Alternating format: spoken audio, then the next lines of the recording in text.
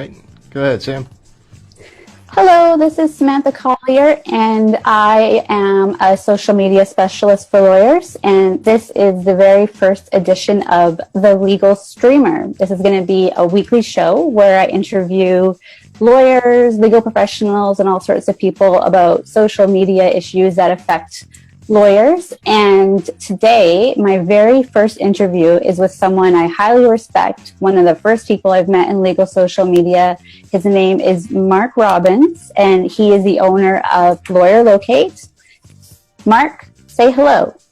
Hi, Sam. Hi, everybody. How are you today? I'm doing pretty good. It's very hot in Vancouver. How about there? It's beautiful here. We finally got rid of the rain and sun's out, and it's glaring on the side of my face, so I can't do anything about that. Hey, that's okay. I have mud blinds and everything. So tell me a little bit about LawyerLocate. That's what you do. You've been doing it for 15 years. What is it? LawyerLocate is uniquely the first and only product of this kind that is not only a legal directory, but it's an online legal referral service. I mean, we provide pre-screened qualified referrals to our member lawyers right across Canada. We process referrals from all around the world out to our lawyers in Canada in the 8 major categories of law and over 250 subcategories of law. Cool. And you're going to be opening up an office in the UK as well, but we'll talk about that. We'll talk about that another time. Yeah. The reason why I asked you to come on today is you're someone that makes me question my beliefs in social media. You know, I've been in this industry for 6+ years. I'm probably a lot different than other marketers in this arena where I don't really give a shit what people think about what I say. Right. And I know that you're similar. So one of the things I remember from talking to you is everyone always says that word of mouth referrals between lawyers are number one. Now, you were the only person to me that ever said no. Well, first off, I think to be fair, Sam, and this smacks of the people that you hear say word of mouth is the number one way to get legal referrals. That's lawyers talking to other lawyers. Yeah. I don't hear the general public saying, hey, I'm getting my referrals to lawyers by word of mouth. No, the fact is, and as the founder of LawyerLocate, and that's a great little story, if I may, Natalie Waddell, my life partner, who also is the founder of LawyerLocate, and she's the driving force behind this whole product and this website and this program and its SEO and all that stuff. The reason she created it very quickly was she was going through a divorce. And she looked around and she did all the traditional things, but first thing she says, well, I can't go to friends or family because, like most people, I don't want them to know that I'm contemplating a divorce from my husband. Mm-hmm. So she looked around. Advertising was very limited at that time.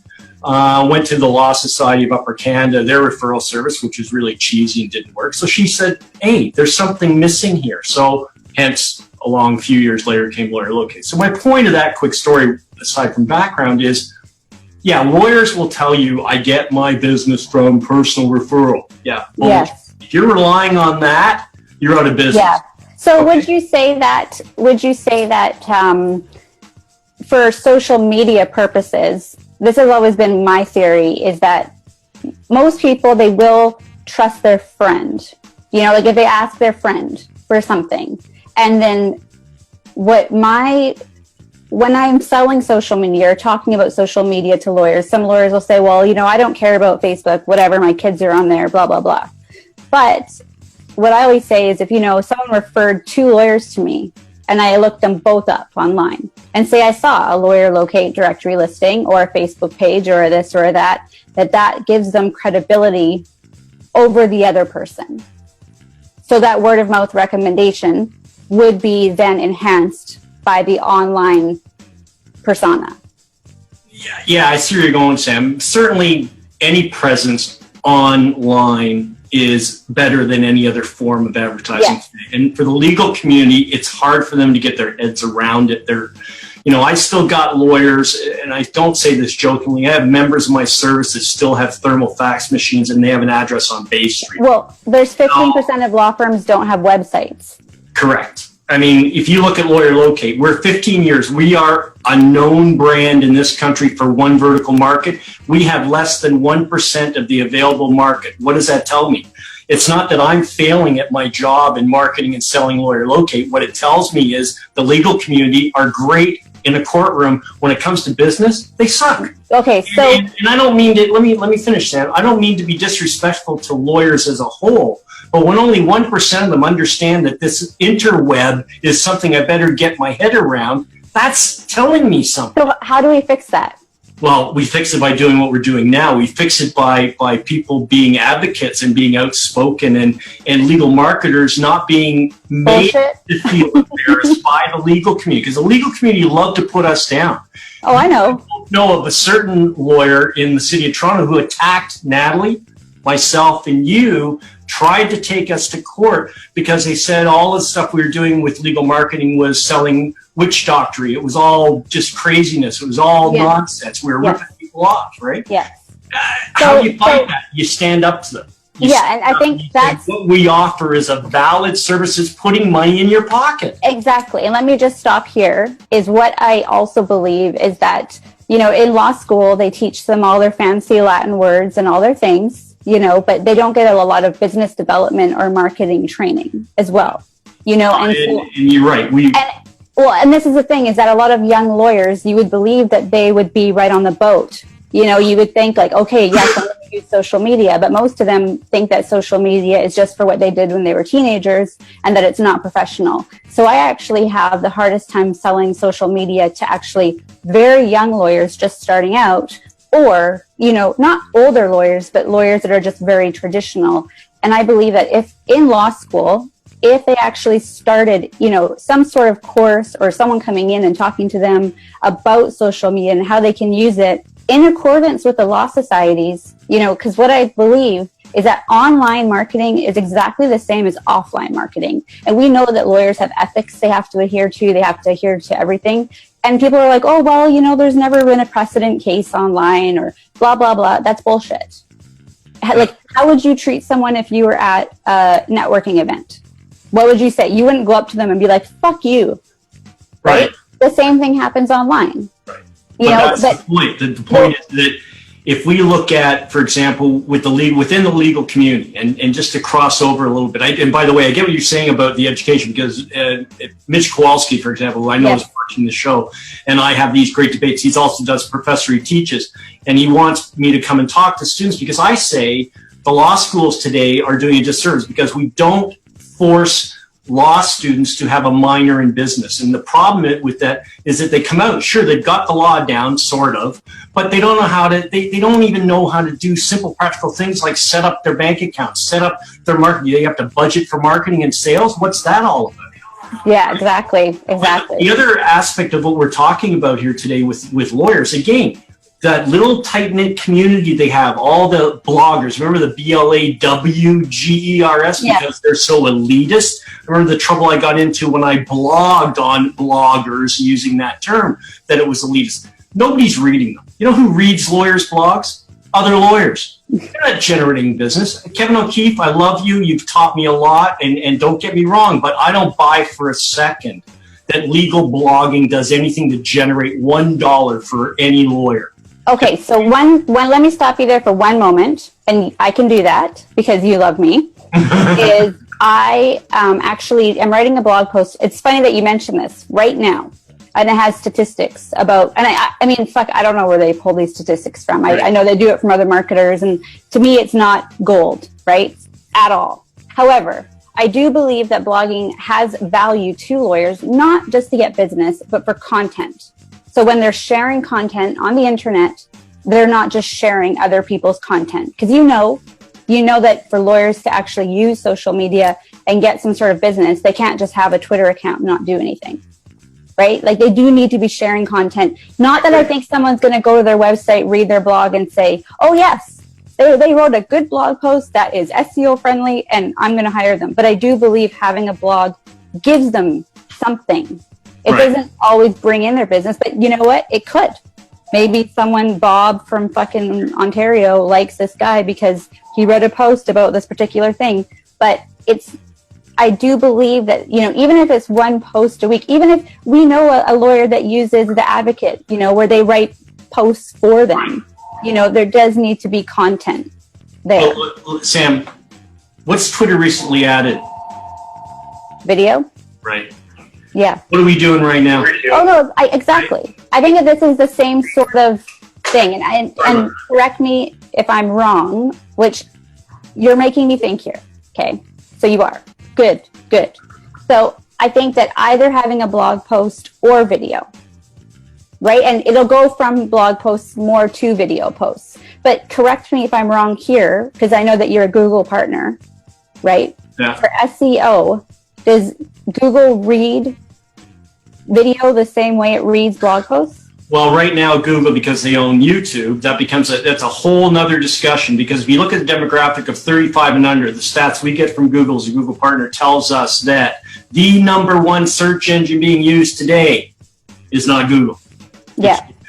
You know why? Nobody wants to read. Nobody reads anymore. And this is, I hate this. I'm 60 years old. I read. My 10-year-old son reads at a grade 12 level. He was tested. I get reading. But the fact is, today, online, people do not read. Look at Jeannie Dietrich, one of the more, you and I know Jeannie. Very I met her in person. Marketer, right? Her vlogs, her video blogs get more traction with the general public and the businesses, the people she wants to market to. I'm not talking about the blogs. Look, legal marketers are just like lawyers too. We all go on each other's blogs. We all comment. We all stroke each other. Well, I don't do it anymore. Lower the lights. Let's put the candles. We're going to love each other's blogs. This show is not going to be like that. But that's what's going on. So that's not indicative of what reality is in blogging. People are reading. I'm guilty of it. I got nailed today on my Facebook page. I was reading something that Omar put up, and I just read the headline, and I commented based on the headline. He said, Mark, you should read the article before you comment. So I read the article. I came back and said, yes, it's still a pant load of garbage, and here's what my opinion is. But he made a point that stuck with me. All I did was read the headline. So I'm just as guilty. I'm guilty. The same thing that I'm telling everybody else is we don't read, so embrace video. This is why platforms like you've started now is where we're all going. This and legal market in particular, with LegalTube that we own. LegalTube.ca, I did not monetize at all. I simply use it as a platform for, and it's not just our member lawyers. I've opened it up to any lawyer, providing you're asking information. If you're providing information to help the public and you're helping the viewers, then we'll put you up there. Okay, and just to stop you, because I know that we can go off on a tangent, is I really want to thank everyone that is here right now to, watching us. We can tend to ramble and go off and everything, but Mark and I know each other.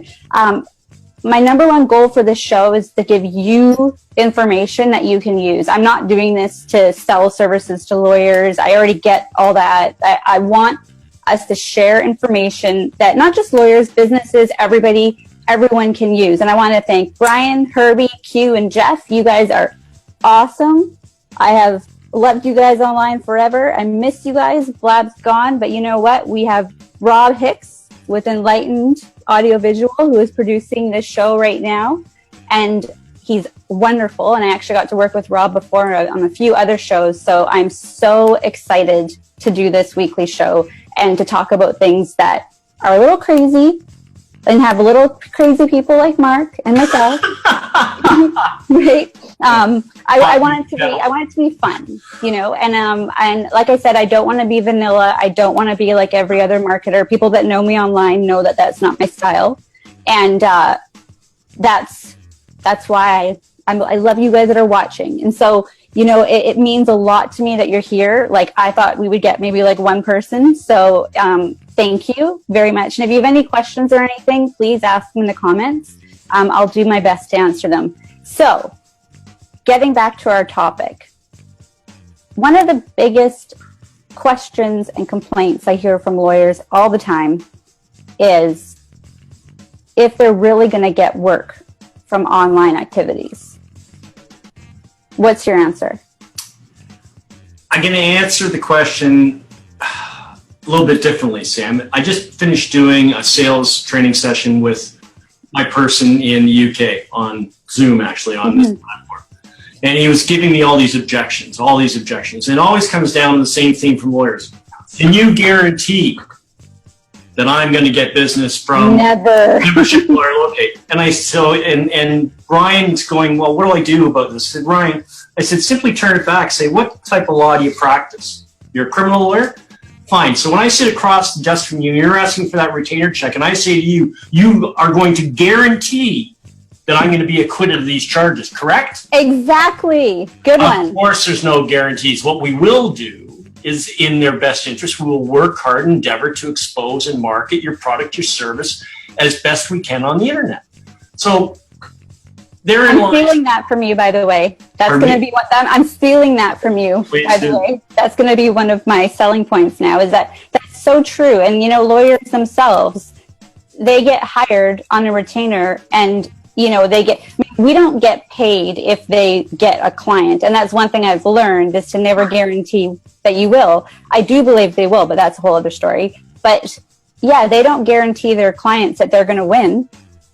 I mean, the biggest three letters that I hate the most in our industry and in the advertising is ROI.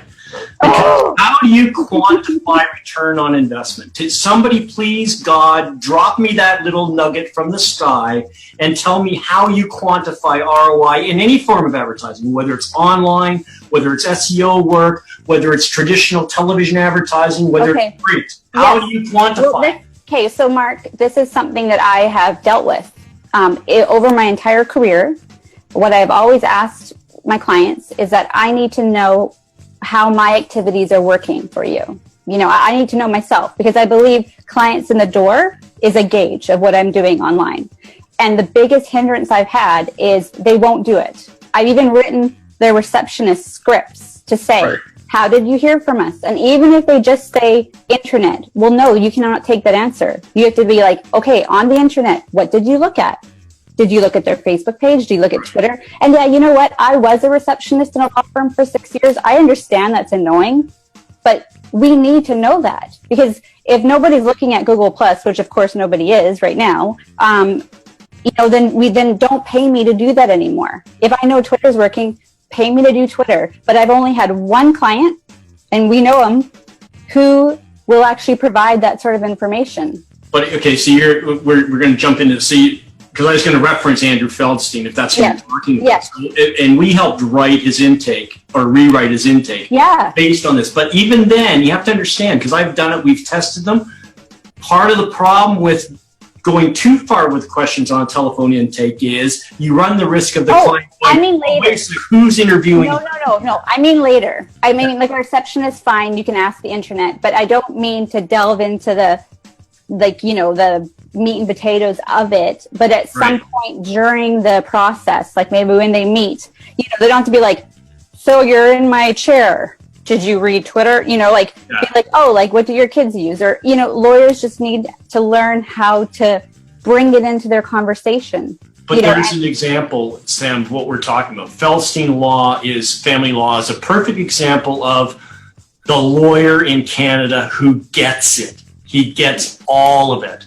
Hey, and just to stop you there, I want to say hi to Jay and Felix. You guys rock. And I am so thankful you're here. I love seeing you guys online everywhere else, and I don't get to video chat with you guys as much. So hopefully one day you guys will come on to my show, the Legal Streamer Show. There you go. Soon to be the best show on TV. What are you talking about? It already is. Hey, you know what I can say? I can say I'm the #1 legal marketing Facebook live show in the world.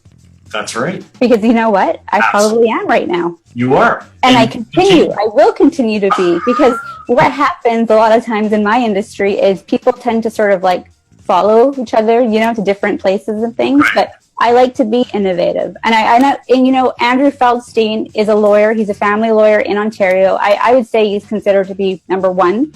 Yeah. And my goal of this is to be not the #1 salesperson. I want to be the place people go to for the latest information about legal marketing. So like if Facebook changes, what do you need to know? If Twitter changes, what do you need to know? And then I also want to talk about things that people don't want to talk about. Like, do you make money from social media? And I will say, yes, you do.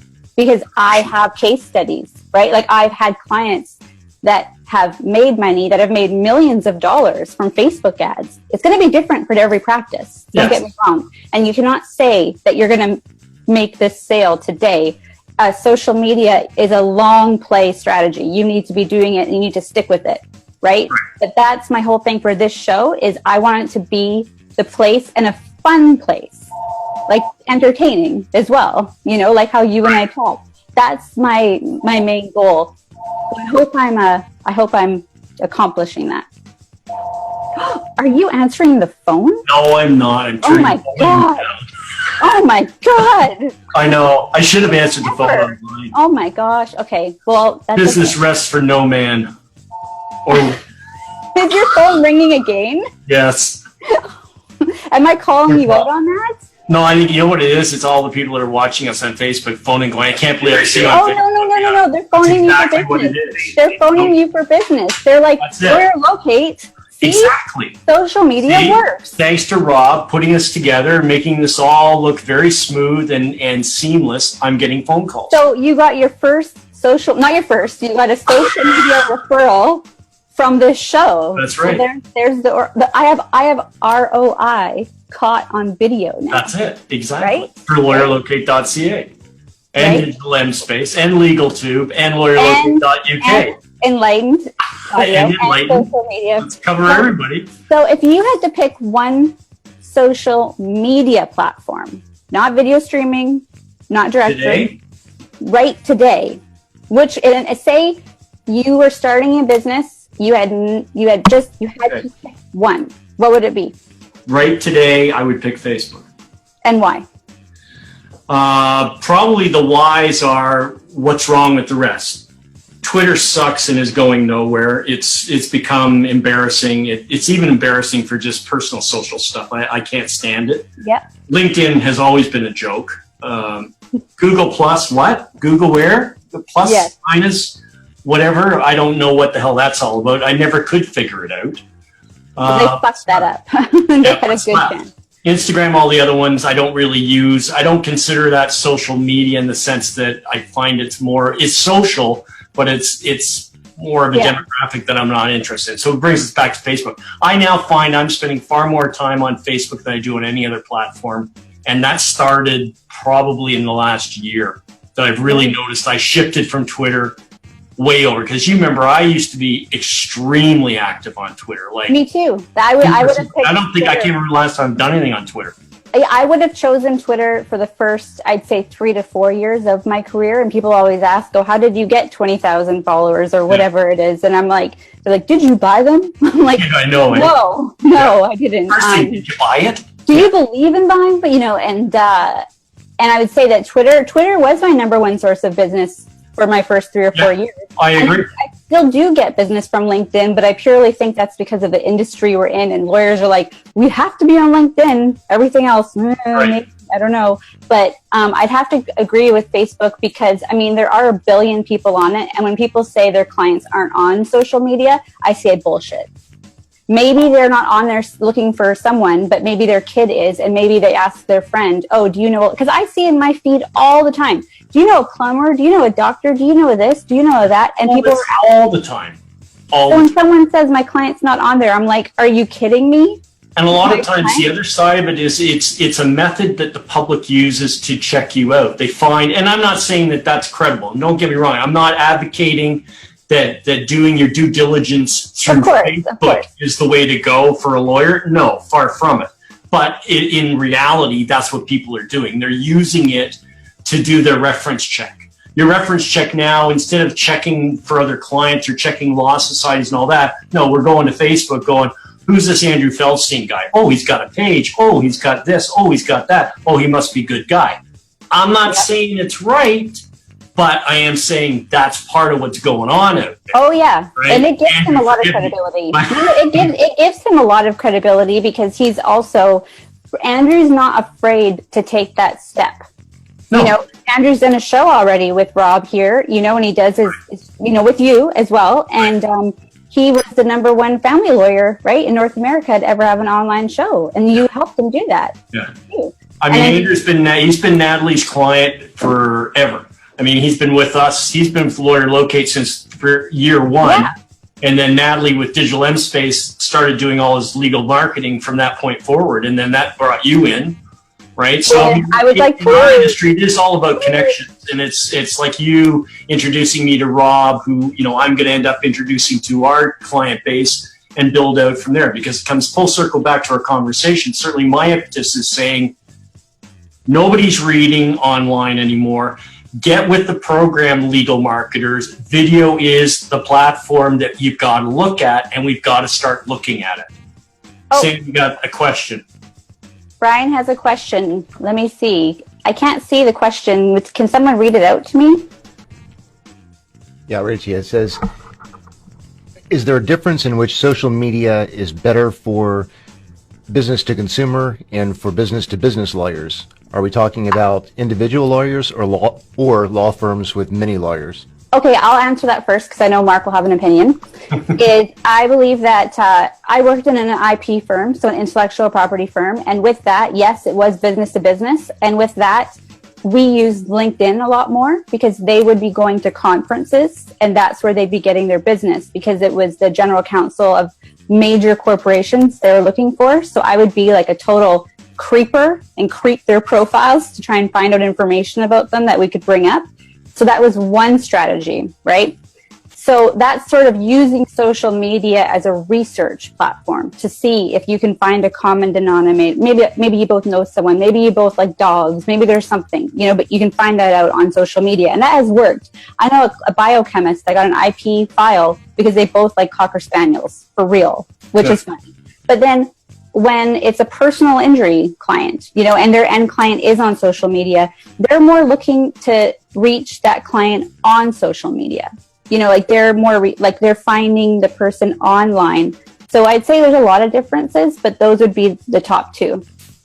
Certainly from my perspective and LawyerLocate's model and the way we did it, looking at the way things are, is that social media as it relates to firm versus individual lawyer, we built LawyerLocate based on the individual lawyer. We do mention firms, but it is built by individual lawyer. The reason we did that was multifold, but the main one was the public wants to connect with the lawyer, lawyer, not a firm. And even big corporations now, the reason why McCarthy Tetro cut down and all the big firms are starting to die off is even corporate law. They're tired of dealing with faceless people. I want to sit down. If I'm a CEO of a company, I am.